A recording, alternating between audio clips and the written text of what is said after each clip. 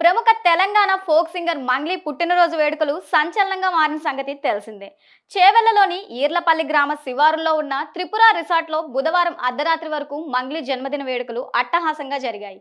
ఈ వేడుకకు మంగ్లీ కుటుంబ సభ్యులు, సన్నిహితులు, సినిమా పరిశ్రమకు చెందిన ప్రముఖులు సహా దాదాపు 50 మంది హాజరయ్యారు.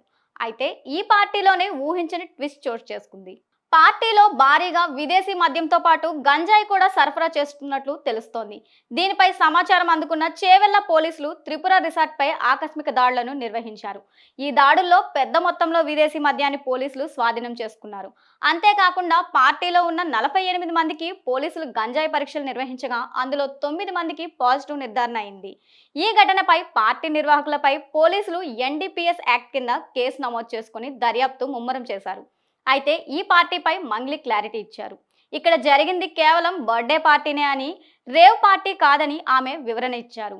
ఈ పార్టీలో మా అమ్మ నాన్న కూడా ఉన్నారని, వారిని ఎదురుగా పెట్టుకొని ఇలా ఎవరైనా చేస్తారా అంటూ ప్రశ్నించారు.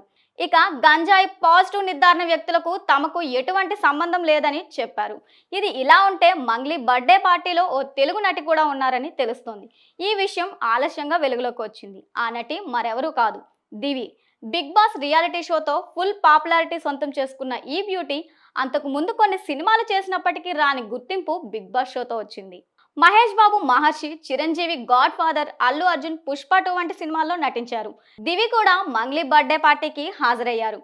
ఈ విషయాన్ని ఆమె స్వయంగా వెల్లడించారు. మంగ్లీ నా స్నేహితురాలు, అందుకే ఆమె బర్త్డే వేడుకలకు వెళ్ళానని దివి చెప్పుకొచ్చారు. సోషల్ మీడియాలో తన ఫోటోలను ఉపయోగించి తప్పులను తనపై మోపడం సరికాదని ఆమె స్పష్టం చేశారు. అక్కడ జరిగిన తప్పులన్నింటినీ నాపై మోపడం సరికాదని దివి అన్నారు. నేను నిజంగా తప్పు చేసి ఉంటే అందుకు మీ దగ్గర తగిన ఆధారాలు, సాక్ష్యాలు ఉంటే సోషల్ మీడియాలో నా ఫోటోలు పెట్టండి.